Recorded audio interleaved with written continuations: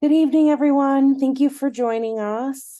So tonight we're going to go over what what you need to do to get registered for a competition and about the day in general, what to expect, how it works. I think it's going to be fairly straightforward, and I actually don't anticipate this call lasting too long.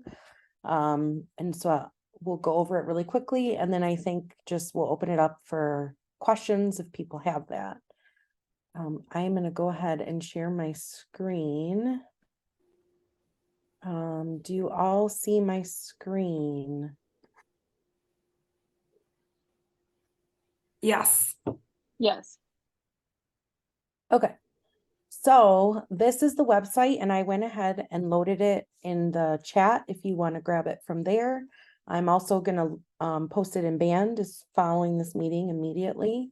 So this is the website, the challenge events website that has everything you need to know about going to competition.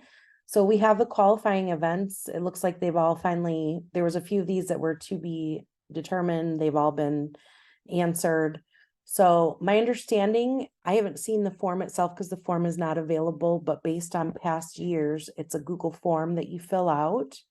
The form opens up on, I believe, Friday at noon. And you can go ahead and it will ask you your top 3 locations that you're looking for. I do see that we have 2 Sundays here, one at Bishop Foley and one. There was a change with that date. Oh, is there? Yes, there was just an email sent out today. Oh, I must have missed it. So, okay. It said that they're hoping to have it by Monday, the final list by the 7th, and sign up on Monday, but that they would send out another email once everything was finalized. Okay. Just so you know.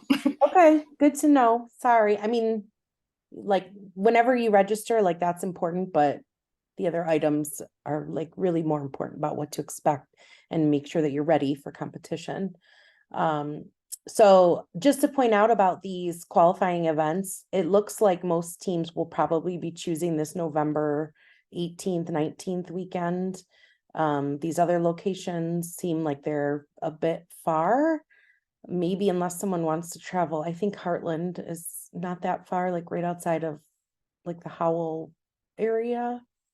But the rest of these look like they are quite a distance to travel. So it looks like most of us will probably be going this 18th, 19th, which is like a mixed bag. There's less time to practice, but we're done before Thanksgiving as opposed to like right after Thanksgiving and into December. If you move on to the Michigan Championships, then that will be December 9th and 10th. So and it's in Mason, which is just outside of Lansing. So those Brent, are oh, go ahead. one more thing with that and the date stuff, like the other girl was saying. It sounds like there is an official list, which I was reading those stuff on the website the other day, where they give you a home one that you're supposed to go to. Oh, I don't know. They've made a lot of changes this year about things. And that's the list that they were supposed to have up yesterday, and they did not. And so that was part of the email today that they said they're hoping to get that up by the 7th. That's why they're moving registration opening day to Monday. Oh, okay.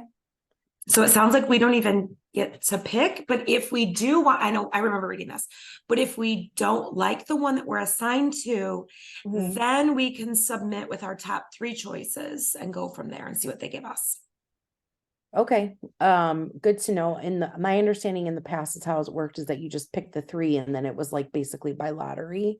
So maybe they are trying to pre-fill people in spots. I don't know. They have made so many changes this year. I mean, even to like how the teams are registered on the first dashboard, they changed it like halfway through the season. So all I can say is there's been lots of changes.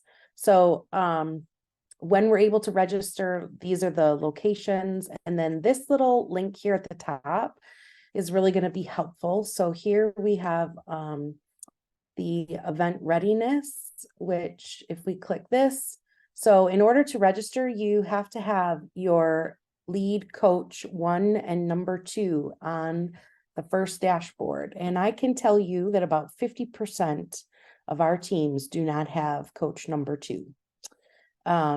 They were listing Amanda or myself, and that was you had to have coach 1 and 2 listed in order for us to get all the kids on there.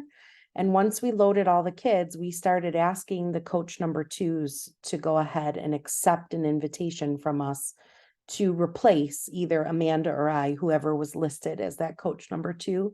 And most coaches did not answer.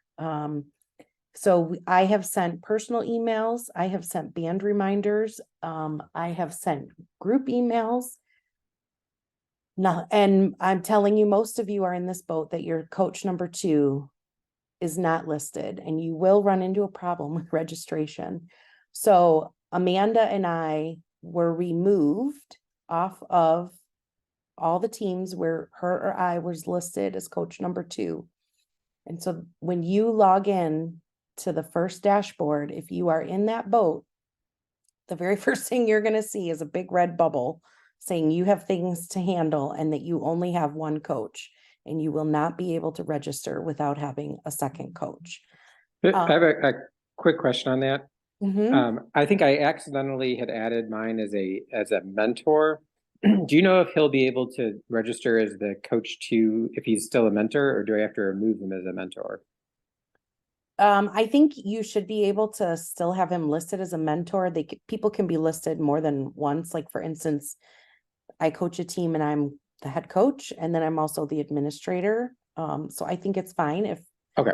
we'll have more than one role. So for your co-coaches, if you do not have one, they need to check their email that they used to register their child for the robotics program. I've had quite a few people who registered their kid with one email and then started using a different email. And when we went and registered their kid, and tried to invite them to the dashboard, it's a different email. So they need to check the correct email address. If it's not there, they need to check their junk email. And if it's not there, then coach number 1, you will have to go ahead and re-invite them, and their information should already be listed there. So it should not be difficult for you to just send another link because their name should already be listed as having been invited.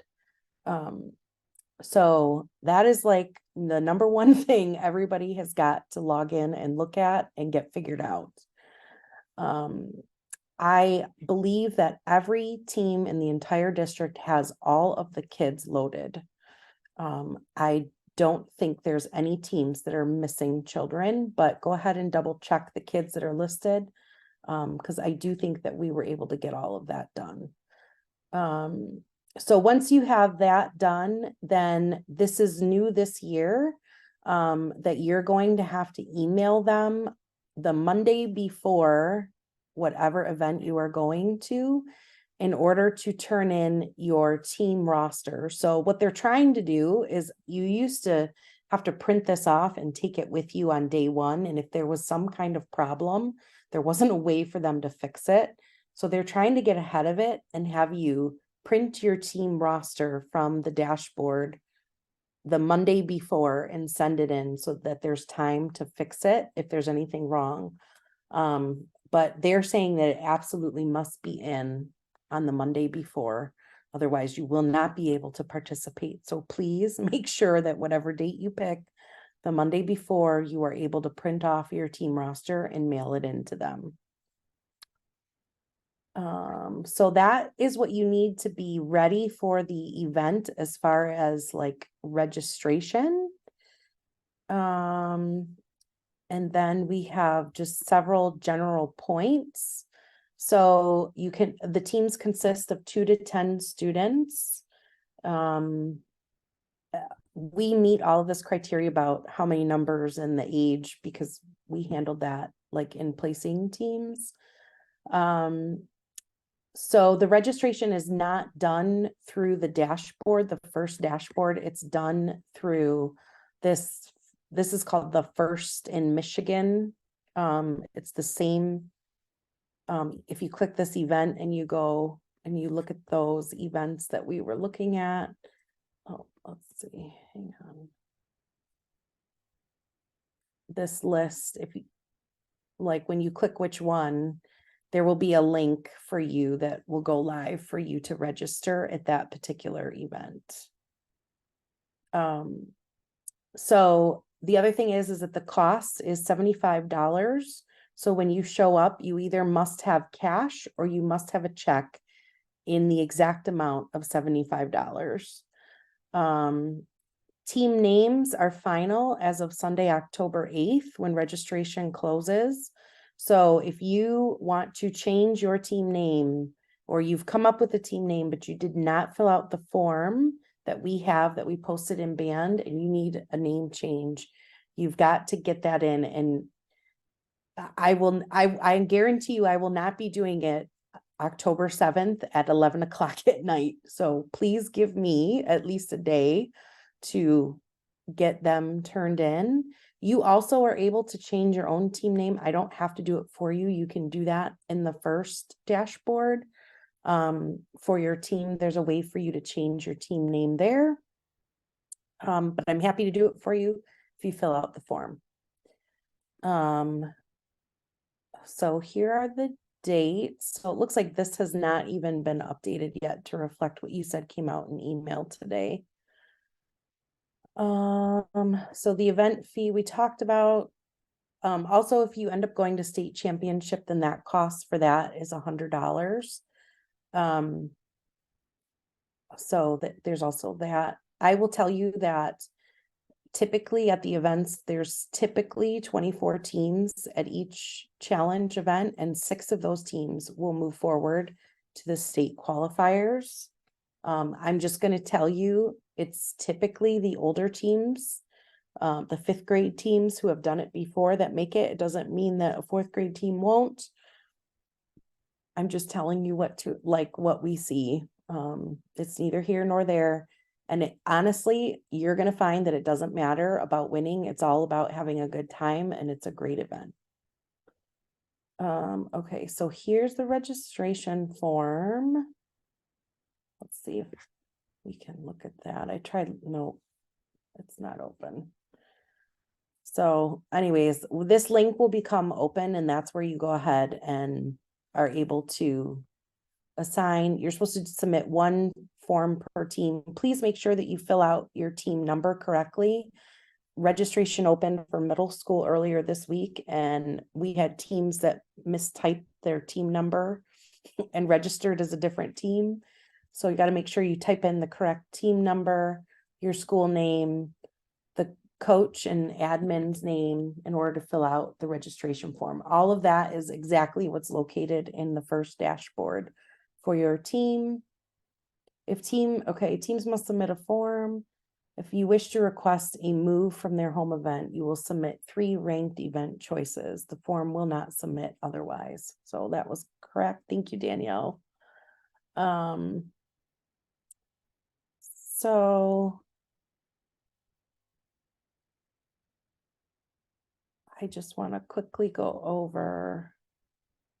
So at the event, please plan for it to be an entire day. You will probably, like, your event may start, like, let's say it starts at 8 a.m. That means you actually need to be there at 7:30 in order to pay your fee, sign in. Usually teams are assigned a table in like a cafeteria type area for you to have your snacks and your breakfast and your coffee, and it'll be your table for like the entire day to have all of your stuff at.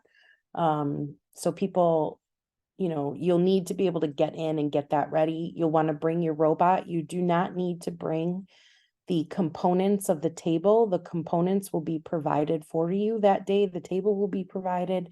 You just need to be responsible for your robot, cords, chargers, the laptop, the iPad, whatever it is that you need to make that robot work. That's what you need to bring.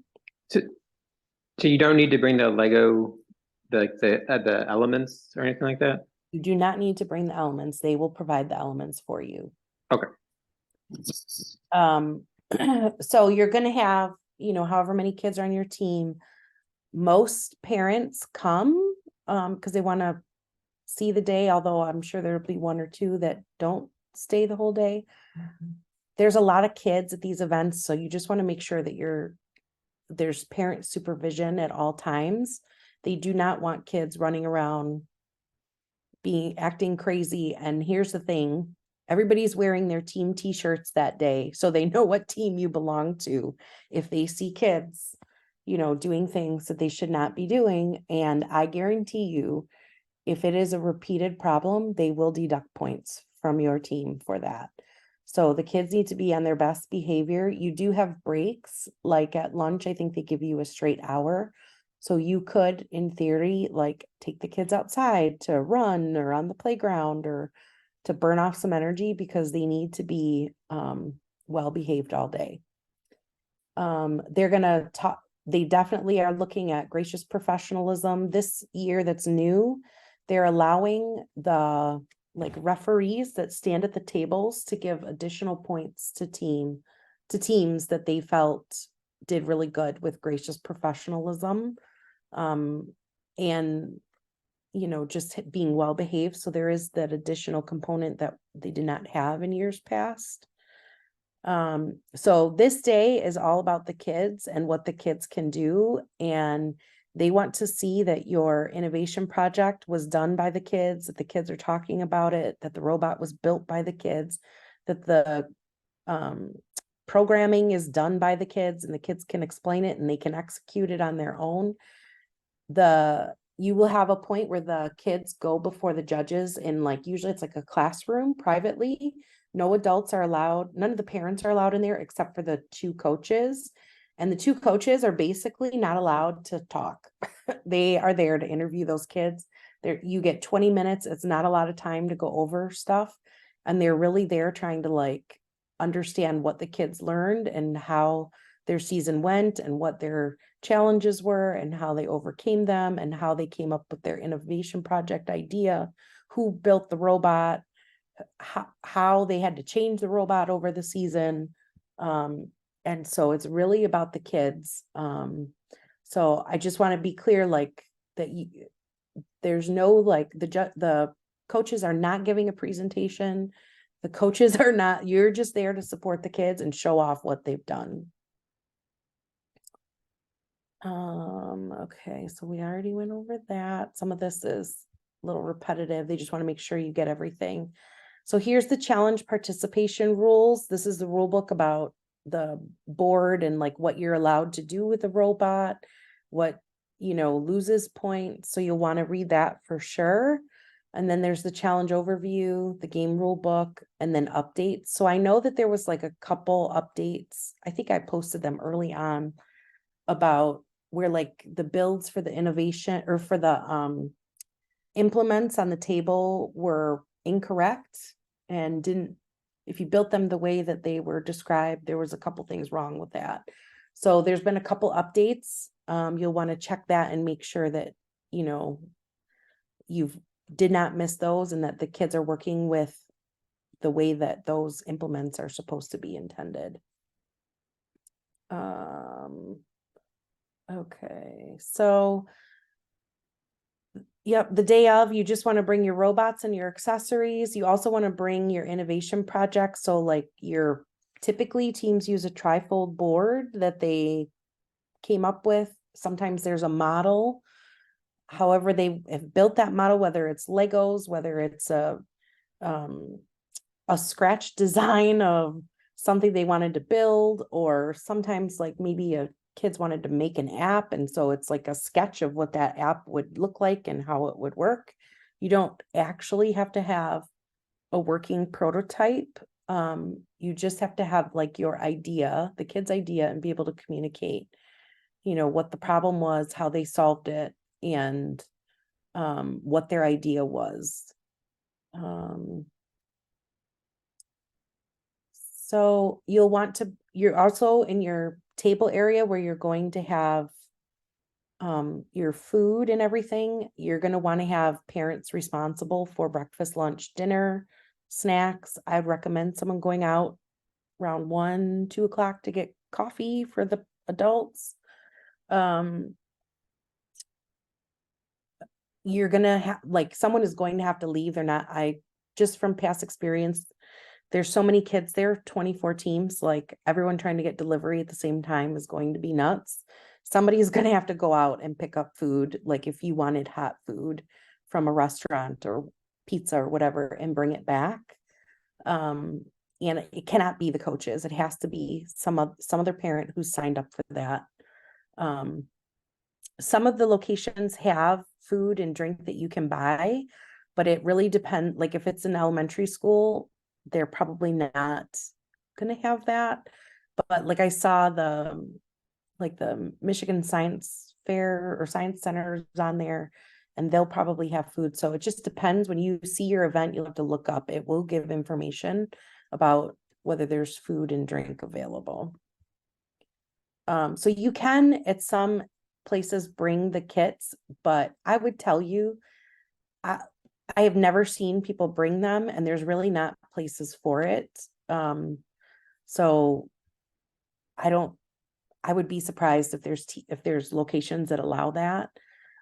So the pit table is where your belongings go, and you can have like your team banner, you can have posters, you can have a tablecloth.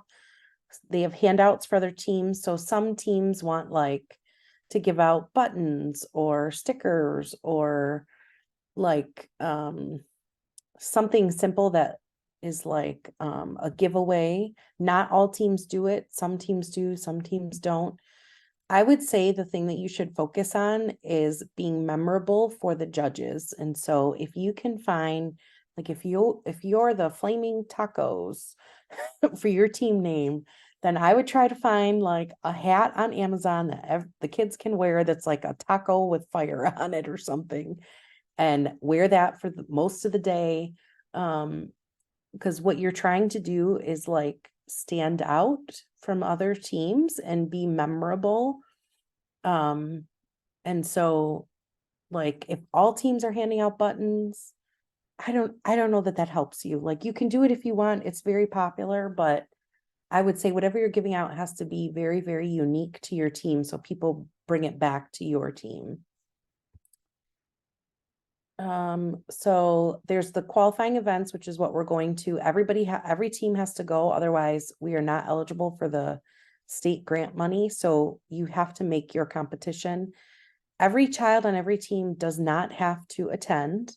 It's fine if there's a kid or two who are out for whatever reason, but every team must attend. And then teams will advance to the state championship. And like I said, there's typically 24 teams, 6 will advance. You actually do not have to attend the state championships if you don't want to. The rule is you have to make one event, and that's all that's required. If you have, let's say, 10 kids on your team and only 3 are available that weekend for state championships and they want to do it, you can do it. Those 3 kids can go represent the team and compete. You must have 2 kids to compete. So that's fine. So it's a long day at this. It begins very early morning, probably like somewhere between 7 and 8 o'clock it will begin. And you probably will not be done until about 5 o'clock-ish in the afternoon. If they run into any technical difficulties, it could be as late as 6 or 7. If things run smoothly, you might be out of there as early as 4, but I would say that you should plan for like 5:30. So this talks about there being practice tables at the event. I did not see that before, and I'm like, I know they say that that's possible, but I think that that is dependent upon the location, and I really think that you're not going to find many locations that have that. So you're going to get there at the beginning, first thing, like 7:30 in the morning, you're going to do your registration. There'll be a coaches meeting to go over, what the expectations are for the day, how things are going to work. Then they have like an opening ceremony about the whole event to kick off everything. And then each team will get, this time it says 4. You will get 4 2.5-minute robot matches. So in years past, they were supposed to have 3. I think sometimes if they're running short on time, they'll cut it and say that you get 2. This year, it looks like they're giving you 4 matches. So whatever your highest score is out of those 4 matches is the score that your team takes. It does not have to be the same kids every time. You can switch it up, and you do not have to execute the same missions every time. You can do different missions. Let's see. So you will be competing at the same time as other teams, but you are not competing against that team like per se. Again, it's the highest score out of all the times that you go up. So while your team will get called, those kids will go up to the table. The rest of the team will be standing off to the side while the kids in your team are doing the mission. Parents will be in the bleachers. It's typically like in a gym area. Everybody's watching. It's very quiet, seeing how well they do. Everybody's focusing really hard. Then there's a countdown timer, and then the timer's up and the scores are released right there on a screen for everybody to see. And people typically cheer once those teams finish. And then, so your team will go 4 times during the day. It will not be back to back. It'll be like you're given a time slot at 9:30, and then at 10 o'clock, you're supposed to talk to the judges from 10 to 10:20. And then, at 11 o'clock, we're breaking for lunch. And then at, 12:15, you're going up for your second time at the table. And at 1:30, you're going up for your third time. So there'll be like a schedule that they give you for each team that day. So your judging session, this is when they take the kids into it's typically a classroom area with the judges. They're going to talk about the innovation project for 5 minutes. Teams should bring materials, props, posters. Most venues do not have the availability of projection or electrical outlets, so you cannot play video. You can do a live presentation. Then they talk about the robot design for 5 minutes. In years past, they had an activity about core values where they would do like a team building exercise. They're not doing that this year. Instead, they're just going to ask the kids about the core values. So you want to make sure your kids can talk about core values and that they even know what they are. And then also, if you're using the engineering workbook, it says right here, there's not enough time to show that to a judge or talk about it. If you want to bring it to like remind the kids so they have something to refer to about what it is that they did, that's fine. But the engineering notebooks they're mostly useful for like during the season. They're not at all required or used at competition. So you get different sets of points for all of these different components. Let's look at the rubrics real quick. So this is the core values, and they're giving all of these different points for that. And then there's points for the innovation project here. And then there are points for the robot design. And then there's points for the actual challenge with the mission table. So there's 4 different components that you're getting points off of. You can excel and do really great at the mission table and get like the highest team. That does not at all mean that you are going to states. I have seen teams do exceptionally well at the table and drop these other components and not come anywhere close to going to states. So it's a cumulative score that you're getting, and they want teams to be well-rounded. So I think last year the high score for the mission table, just for people to know, was like, I think it was around 210 points for one of the competitions that I attended. And it took like, the whole day for a team to get that high. There were many teams that walked away with 50, 60 points in the morning. And then a couple teams got like to 150. And then at the end of the day, there was like, out of 24 teams, I think one team had 210 points. Another team had 190. Another team had 180. And then I'd say most teams were somewhere around 100 to 120 points from the mission table. So I just want to like say that you know, you cannot go to states based on your robot and robot work alone. And there are teams that that's all they care about, and they don't care about going to states. They don't like, you know, they did very minimal work for the innovation project. That's totally fine. If that's what your strategy is, that's what the kids want to do, it's fine. Just as long as they understand, like they're not going to states, and that's okay. That's what they picked. They wanted to care about the robot, and that's it. That's fine.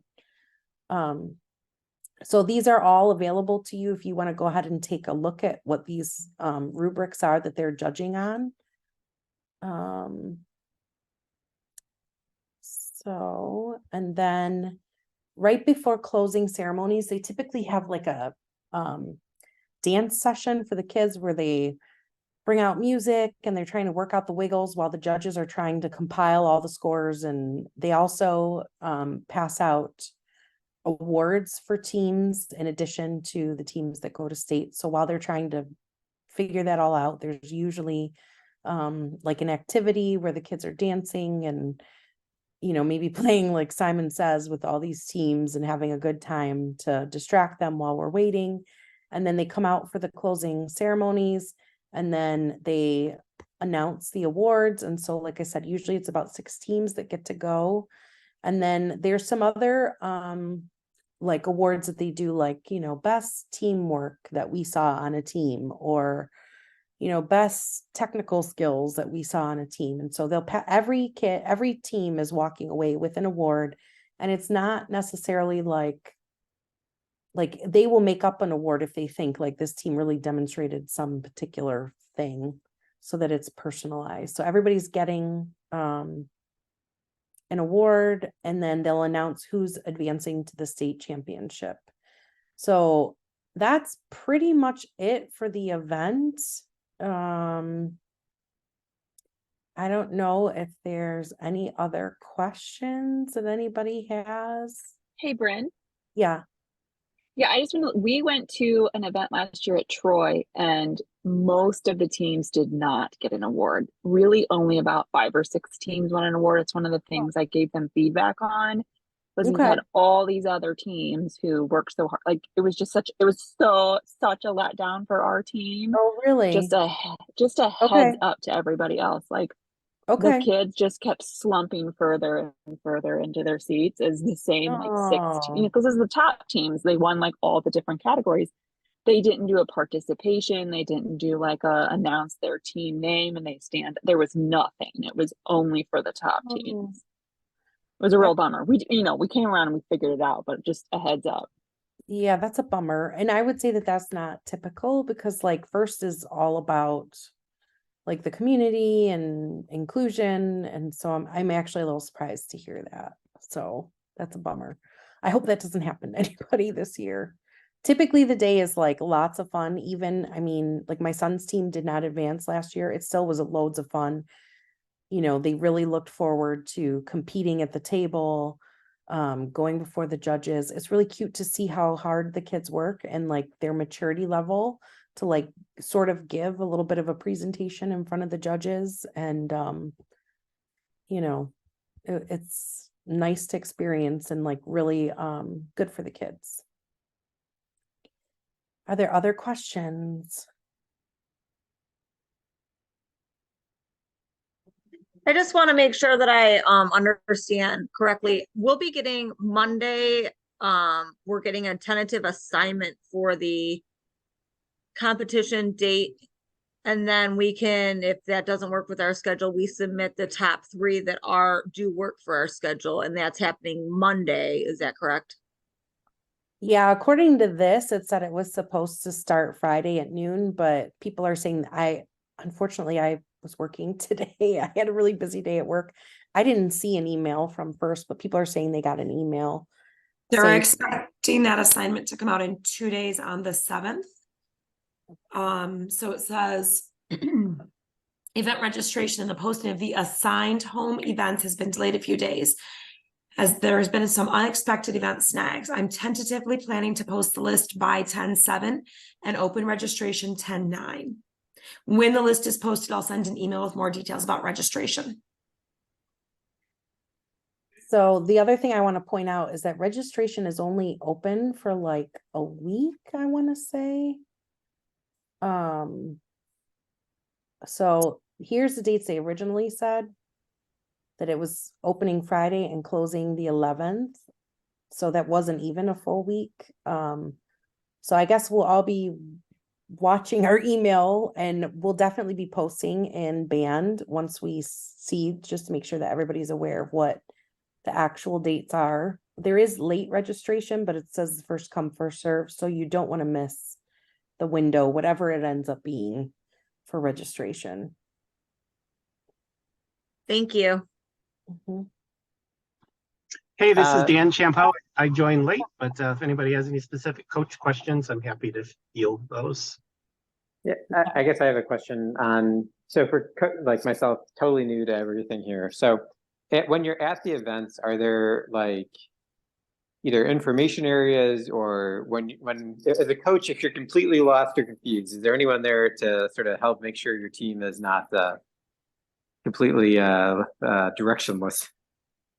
Yeah, you'll be fine. When you register, when you get there to register, they're gonna give you like your specific times for like the day of, this is the lunch time, this is the break time, and then these are your times that you're supposed to be in front of the judge. So they'll give you information of where you're supposed to be. Okay. And basically there's like, even though it's like typically in a school area, there's like usually like you can be in the like cafeteria where your food is, or you could be in the room where people are doing challenges. Or you can be in the room where your innovation project is. And so you're just kind of going back and forth between three spaces, maybe 4. Okay, so it's not like a huge No. space. Okay, okay. Yeah. So here's a pro tip for you. The first hour when you get there is the most chaotic by far. You're registering, you're picking up a registration packet, you're paying your fees, you're finding your pit, you're finding your team. Super important to get your team together on some sort of group chat, like a text distribution, and assign a couple of parents to help out with some of those things, to find the pit table, to pay the fees. And there's the most important thing is there's a coaches meeting that happens. And again, kids are still coming in and it's chaotic. So you really need to lean on your parents for that first hour.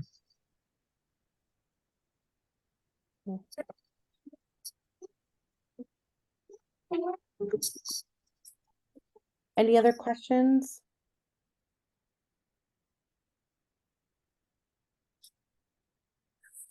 Okay, well. Hey, Bryn, Oh, go ahead. Bryn, can you hear me? I'm sorry, this is Wade. I logged in late. We had our meeting tonight.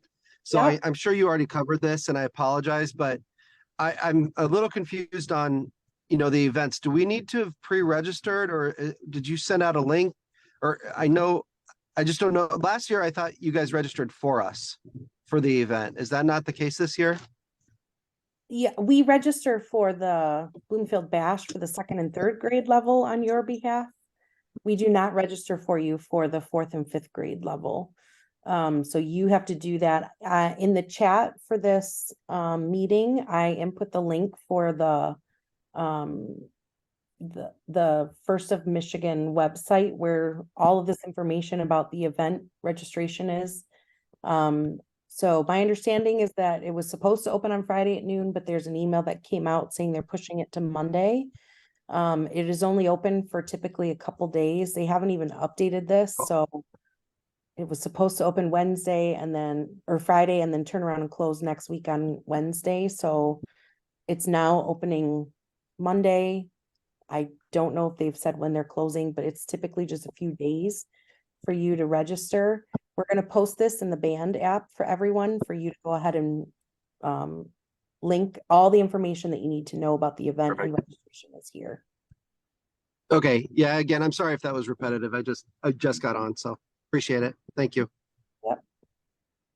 Any other questions?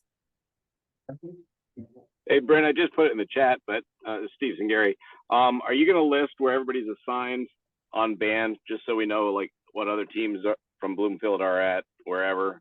If Dan's going to go to the Upper Peninsula with GetGod as an example. So I actually don't have a view into where people are registered at. So I will not be posting that information. If you guys on band want to say, hey, we're registered here or there, you totally can do that. Let people know where you ended up registering for. Sure. I know first shows what teams are assigned where. I just don't know what teams are actually assigned to Bloomfield. That's all. Thanks. Yeah.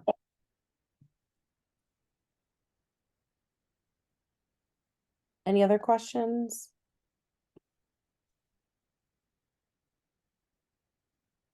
Just one more question. I know this is recorded. Is there any way you could send the recording out to us in case any other coaches or co-coaches missed the meeting? Yes, that's why we recorded it. It'll be, Awesome. Thank you. yep.